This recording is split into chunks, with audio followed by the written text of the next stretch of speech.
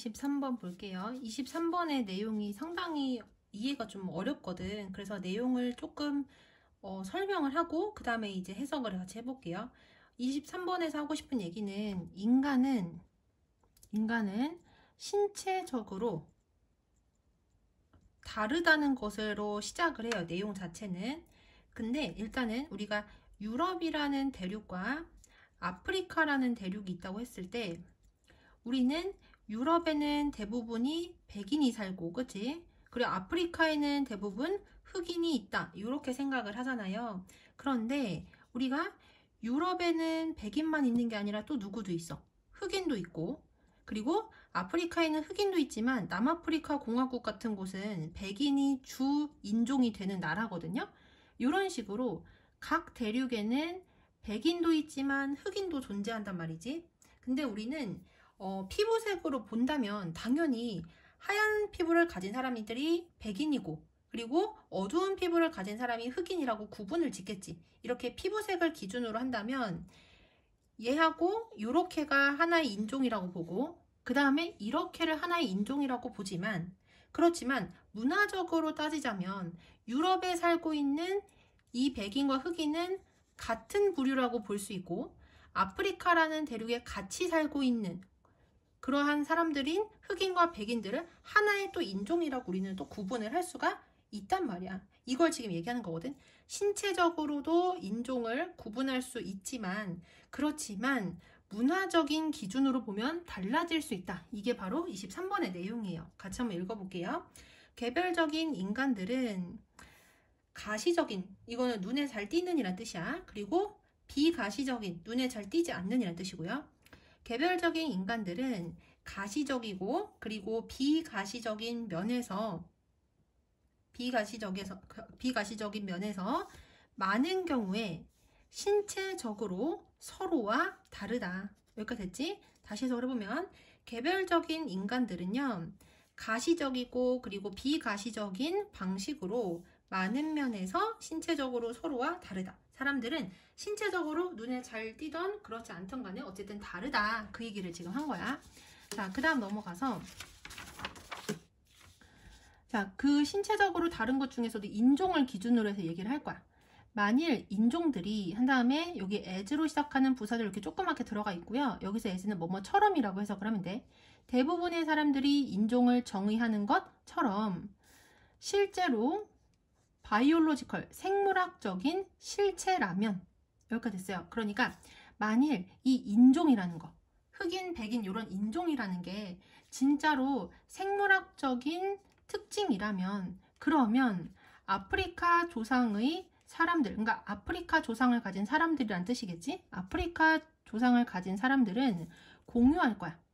다양한 특징들을 공유할 것이고 반면에 유럽의 조상을 가진 사람들은 다양한 다른 특징들을 공유를 할 것이다. 당연하지. 그러니까 이 인종이라는 것을 흑인과 백인이라고 이렇게 색깔로 구분을 한다고 해보세요. 그러면 당연히 아프리카 조상을 가진 사람들은 그 사람들끼리 특징을 공유할 거고 그리고 유럽의 조상을 가진 사람들은 당연히 백인들만의 다른 특징을 공유를 하겠죠. 그 얘기를 하는 거야. 하지만 일단 우리가 대절, 여기서 지금 대절이 어디서부터 어디까지냐면 여기서부터 여기까지야. 하고 요만큼이 앞에 나오는 특징을 꾸며준 역할을 하거든. 하지만 일단 우리가 레슨은 리틀의 비교급이거든요. 그래서 여기 비교급 표시했고 피부색이나 머리의 질감이라든지 기타 등등 보다 덜 눈에 띄는 그러한 특징들을 추가를 하면 그러면 우리는 대절이라는 것을 발견하게 된대. 그래서 우리가 발견하게 되는 내용을 표시를 한번 해볼게요. 이렇게까지가 우리가 발견한 내용이거든. 그리고 우리가 평소에 말할 때는 사람들, 우리 이렇게 말 안 하잖아요. 그래서 이 사이에 목적격 관계대명사 대시 빠져 있는 거야. 그래서 관계대명사절이 여기서부터 이렇게. 우리가 같은 인종이라고 식별을 하는 그러한 사람들이 점점 덜 서로와 같고 그치? 여기서 like가 뭐뭐와 같은이란 전치사니까 이렇게 한번 괄호 칠 수 있겠지? 그리고 점점 더 사람들과 같아지는 거야. 어떤 사람들이냐? 우리가 다른 인종이라고 그렇게 식별하는 사람들과는 점점 더 같아진다는 것을 뭐 하게 된다? 발견하게 된다. 여기까지 됐어요. 자, 그러니까 우리가 앞부분에서는 인종을 구분을 짓는데 피부색이라는 신체적인 특성을 기준으로 한다면 그러면 아프리카 조상 가진 사람들은 그 사람들끼리 그리고 유럽의 조상을 가진 사람들은 그 사람들끼리 특징을 가진다고 했어요. 그런데 만약에 이런 신체적 특성이 아니라 다른 게 기준이 될 수밖에 없는 이유는 뭐냐면 덜 가시적인 특성을 기준으로 하면 인종의 구분이 모호해지는 거야. 아까 전에 우리 앞에 선생님이 이 내용 하기 전에 설명해 준 게 뭐였어요? 같은 색깔을 가진, 아니 서로 다른 피부색을 가진 인종 둘이서 한 대륙에서 살면 이 사람들은 같은 문화를 공유를 하게 되잖아. 그러면 이 두 사람들은 어떻게 보면 피부색만을 가지고 구분을 할 때보다는 이 흑인과 백인은 서로 더 비슷한 그러한 부류라고 우리는 생각을 하게 되겠지. 그래서 여기서 덜 가시적 특성이라는 거는 같은 문화를 공유하는 그러한 경우도 해당이 되는 거야. 문화를 공유하는 건 눈에 안 보이잖아요. 피부색이라든지 머리의 질감 같은 것보다는. 그래도 같은 문화를 공유를 하는 것과 같은 덜 눈에 띄는 특징을 기준으로 하면은 이 두 색깔이 다른 사람들이 그렇게까지 서로 다른 것은 아니게 될 수 있다는 얘기야. 여기까지 이해되시죠? 자, 그리고 여기 대절 내부 다시 한번 보면은 관계대명사 절이 앞에 나오는 people 꾸며주고 여기도 마찬가지지. 관계대명사 절이 앞에 나오는 people 꾸며주는 형태라는 거 확인을 해야 되고요. 그리고 비슷한 모양이 반복되지. less and less like, more and more like 이런 표현이 지금 반복된다는 것도 생각을 해봐야 되는 거야. 그 다음 또 인종을 구분짓는 게 신체적 특성만이 기준이 될 수 없는 이유가 또 뭐냐면 이 신체적 특징이라는 거, 특성이라는 거는 계속해서 변하는 거야.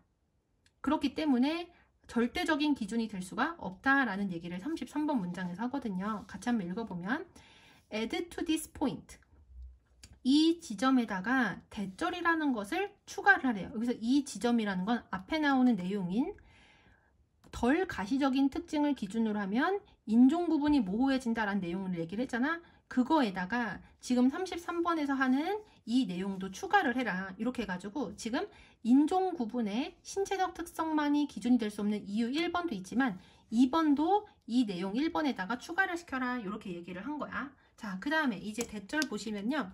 대절이 여기도 상당히 길단 말이야. 일단은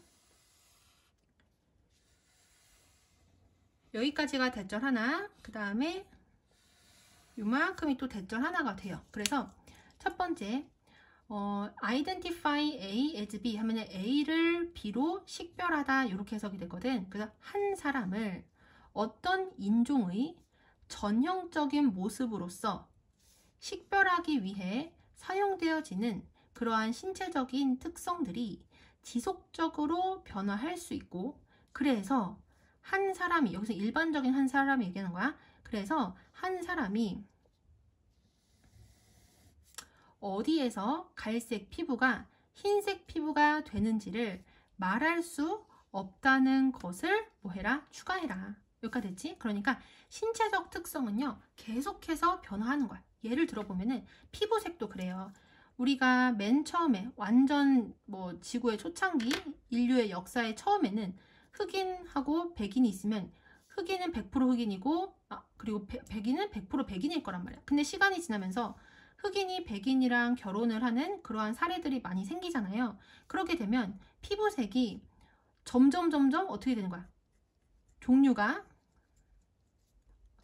어떻게 보면 색의 밝기와 어두움이 계속 변화를 하는 거야. 그래서 요즘에는 100% 흑인, 100% 백인은 없단 말이야. 흑인과 백인이 결혼을 많이 하기 때문에 만약에 흑인 조상들 엄청 많고 백인 조상이 조금밖에 없으면 흑인에 매우 가까운 그러한 색을 가지겠지. 그리고 흑인 조상이 매우 적고 백인 조상이 매우 많은 그러한 경우에는 백인에 가까운 색이 존재하겠지.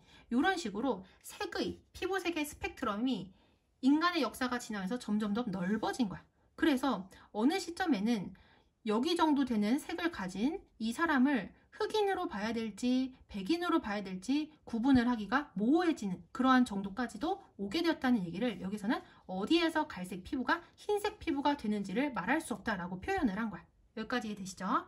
다시 해석을 해보면 add to this point, 이 지점에다가 대절이라는 내용 이 두 개를 더해봐라 이렇게 돼요. 자, 첫 번째 뭐를 더하라고 하는 거야?